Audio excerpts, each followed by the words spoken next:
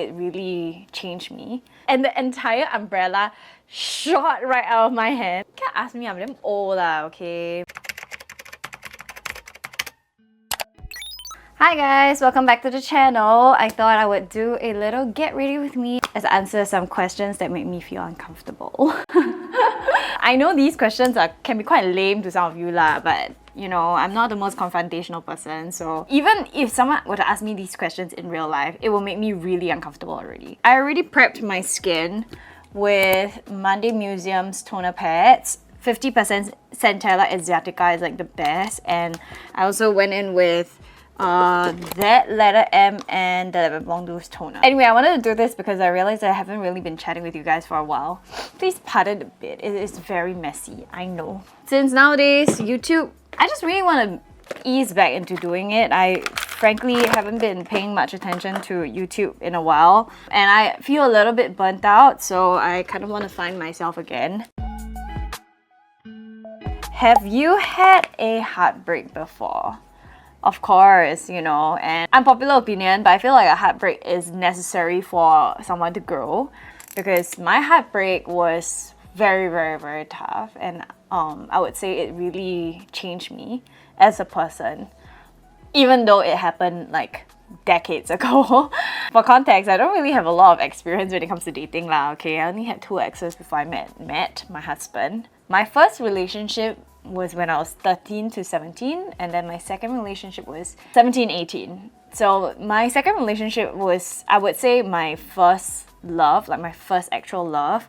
I don't know whether, and I feel a bit bad to my first boyfriend for saying that, but I do feel like it didn't hit me that hard, or my heartbreak wasn't that bad as compared to my second one, even though it was a much shorter relationship. Essentially, I got cheated on multiple times with multiple different girls, and I found out multiple times, okay? And this relationship, even though it was very short, it was a whirlwind of emotions, as you can tell.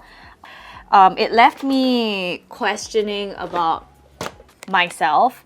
I think nobody should be cheated on, and it really damages you very badly, because you just feel like no matter what you do, you'll never be enough. And that was definitely what I felt, especially because I was that age where I was impressionable. You know, I felt like I thought I had everything. I thought I did my best in that relationship, and I was just not enough. And that really did something to my brains. And it was bad because, like, I grew up in a very strict Asian household. My relationship with my parents are not good, have not been good, or were not good. I hardly talk to my parents or my family for that matter, because I felt like I didn't really have a good childhood at all, and it was a very traumatic one. Only recently, now that I'm in my 30s and I've moved out, that my siblings and I have started discussing about our childhood. And I know that there is a chance that my family members will watch this video, so and I know it would really hurt them if I pour my heart out publicly about how I felt about my childhood and my family, so let's not go there. But yeah, I felt like I didn't really have any support at all, because my parents were always the kind that would be like, you can only start dating when you reach 21 years old, when you are completely out of my care. I mean, obviously they did catch me before having a boyfriend, but at the end of the day, I know that I was doing something that I shouldn't be doing, which is aka dating and not focusing on my studies. I felt like I had nobody to talk to, and I had to put up a front at home, which made it very bad. Every day I just felt like, physically, I felt like I was gonna throw up, because I am so sad. But I have to go on with my day as if everything's okay, because I'm not supposed to be dating in the first place. That was one of the toughest periods of my life, and till today I really don't wish for anybody to go through that. I'm trying this Dasique sample, which is like a color corrector, purple color corrector sunscreen. It is beautiful. Like it is making me really like fair. This is my new favorite foundation, Uemura Tsuya Serum Foundation. Oh my god, it's so beautiful. I love it. It really gives you that natural glow. What is the most embarrassing thing that happened to you in public? I think I was asked this question once, but I feel like I am not that easily embarrassed. or rather I don't really do anything extreme, so you won't really find me in situations that are too embarrassing. Can I just say I'm really damn boring? Like, I'm trying to think very hard, but I can't really think of any. Oh, okay, maybe that's one. When I was in uni, I don't know if there are any SMU people that are watching this, but I remember when it was raining and I was coming out of Raffles City, like City Hall MRT. And usually when it's raining, everyone will be like standing in the mall, waiting for the rain to subside a little bit before they would dash like across the road all the way to like SOB, the business school. So I had an umbrella. I was like, okay, walking there, and I wanted to share it with someone that was waiting over there lah, so that I can like ferry that person, okay? So I confidently went up and I just like asked like a whole bunch of people like, oh, I have an umbrella. Anybody wants to share my umbrella to walk over there to school together? And I felt like really proud of doing that because it must, I'm quite shy naturally. Basically, I had to think a lot about my script in my head before I delivered it because it was to a group of strangers, right? And at that point in time, I guess I was already doing like a little bit of social media stuff. So people already have like not a very good impression of me because they all thought I was a bimbo. You know, like dressed in ultra short shorts and like high heels to school because I had to rush from school to shoots, you know, to my defense, okay? So I went over there and I delivered my speech and I gathered about like 3 other people or 4 other people to like share the umbrella with me.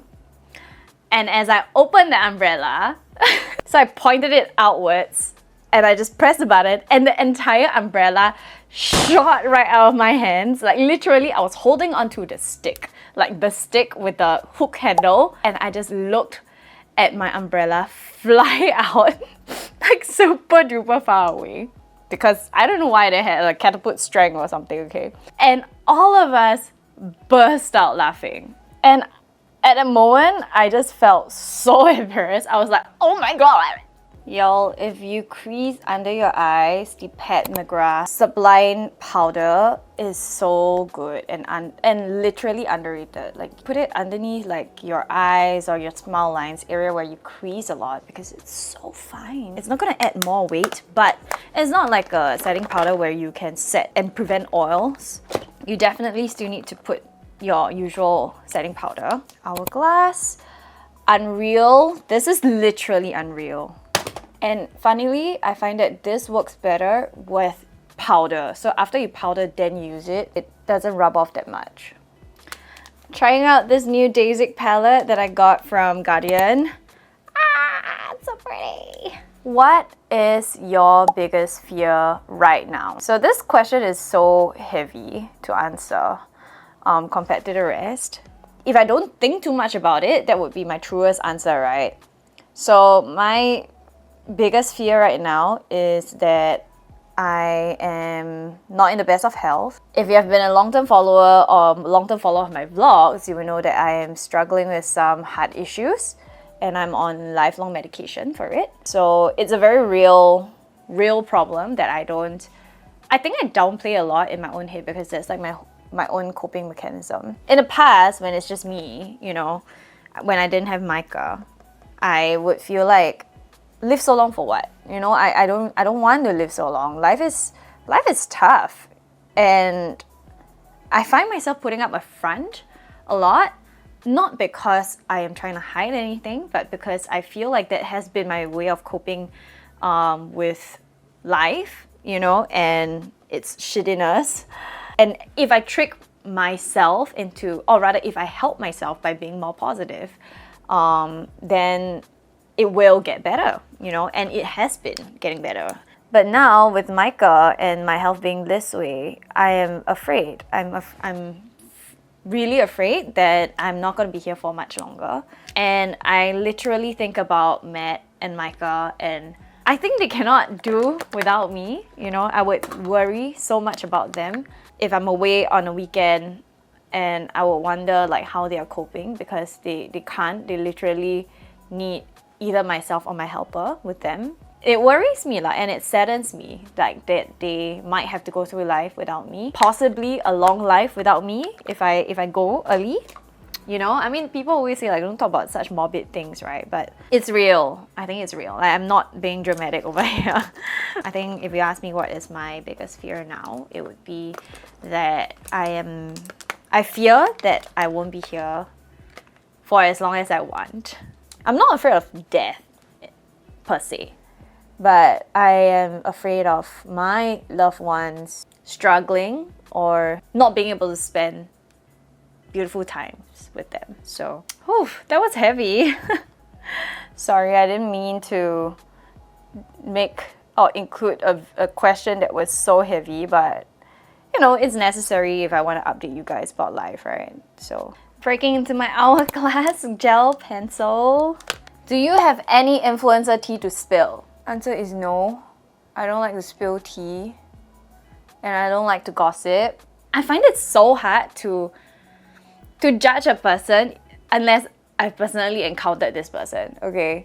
But of course, I've personally encountered many not nice people in the industry and people that I have been very, very disappointed by because I thought the friendship was genuine. That's also why you see me kind of like staying away from friend groups usually in the industry, and most of my friends are from outside, and most of my friends are from like 20 years ago. You know, I don't really find the point in making new friends unless they are genuine or I can feel like they are genuine about it. A lot of people that you see online that are nice are actually not that nice in person. And some of them are they're so good at making themselves look nice. You know, they're so good at doing the PR. I've been at the brunt of people spreading rumors about me that are untrue, and I think that it's because I don't usually stand up for myself, and I'm usually very quiet and very non-confrontational. I'm a blank canvas because like people don't really know much about my personal life, and frankly there's nothing much to know because I'm an open book. I just am a very mild person that doesn't have a lot of opinion, or I don't express because I don't have the feelings, you get what I mean? Like, I just don't feel much about anything. People can often mistake that as me just keeping to myself a lot. And therefore, if anyone were to say anything about me, it would sound believable because I think not many people know me. So, yeah, there have been, you know, over the years, I've been doing this for like more than 10 years. You know, I've definitely had untrue rumors and lies like spread about me. I just had to silently kind of just pray that it goes away, and eventually I think it did go away, but a lot of them, damage is done. I pray for protection. I always pray for protection, especially when it comes to you know, some people who really are like so competitive with me, even though it's really never my intention to compete. What do you think of situationships? Can't ask me, I'm damn old lah, okay? My time got no such thing as situationships. I would say you do you, okay? Do whatever makes you happy, but just don't regret the things that you do, because every decision you make, especially in your early days, will affect you. Just be responsible, don't do things that you'll regret. And yeah, be safe. But if it's my own sister, then I would say no. You know, look for someone that is worth your time and worth your energy and worth your feelings. But I personally have never been really in a situationship before. Okay, maybe I have. You know, I kind of nipped it in the bud like quite quickly when I just asked the person like, are you ever gonna make me a girlfriend? If it's no, then let's just end things because I'm not gonna waste my time. I'm looking for my husband, you know. Zoom you guys in. These are individual lashes that I am reusing, so I'm just using an eyelash glue. God, this is of TikTok shop. What turns you off in a guy? Okay, I think my number one turn off is when a guy thinks he is all of it. Guys who know that they are good looking, most of the time they are good looking, okay? And like, I don't know, maybe the people around them and the girls around them have been feeding their egos or what lah. They feel like they're all that, and they always, you know, just make sure that they remind you that they are too good for you. Like, you'll constantly feel like you're undeserving of this person, and that is such a not nice feeling to feel. It's not all about looks, you know. In order for a relationship to work, are you a good person? Do you have good morals, you know, and things like that. And these things are way more important than just your looks. And I think the fact that you know that you're good looking, or you know that you are all that, or you think you're all that, then it would make this relationship like start from a very unbalanced foot in the first place already. And you will constantly feel like you're small, you're often chasing for validation, acknowledgement, and that's something that I learned. And now that if you ask me, what's the biggest turn-off in a guy? It would be that. There are a lot of good-looking guys that do not think that they're all there, and they're very, very, very humble. And I think those are really rare finds. I also do believe that people do change, but you know, I'm just maybe not the right person to be the one to change you. If you ask me now, okay? If you ask 20-year-old Mong, maybe the answer would have been different. What do you think are the pros and cons of your personality? I don't really think that there are pros and cons to it. It's just nobody is perfect, and that is what makes us human, right? But if I have to, I guess, spell out what I sometimes get annoyed at myself for, I like to see the good in people until they show me otherwise. And that usually involves giving a lot of chances, even though it is so obvious in my face. And that also means that I get hurt way harder and way more than anyone else, and I lose faith in humanity after that. So there are like quite serious repercussions that I have to deal with after. And trust me, I don't mean it in a, oh, like my biggest weakness is that I'm a perfectionist. Like, I don't mean it that way. I'm not fishing for compliments, okay? I literally, truly mean it as a, it sucks lah. It sucks when someone disappoints you. I guess the pros of my personality is perhaps also linked to that. Like, I am not quick to judge. You know, I would often give people a lot of chances, and I have definitely made many, many good friends and have seen the good and realize people's true intentions when I give them more time to explain themselves or to show their true selves to me. And I'm glad I found some of my like good friends through that. You know, I'm glad I didn't jump to conclusions. On the contrary, I find that it's very weird that people can hate somebody. Like, unless that person really like did something horrible to you. I think hate is such a big emotion that there's just so much burden to carry around. So yeah. Anyway, I'm almost done with my look. I'm gonna go in with my Voyeur just to layer it on a little bit.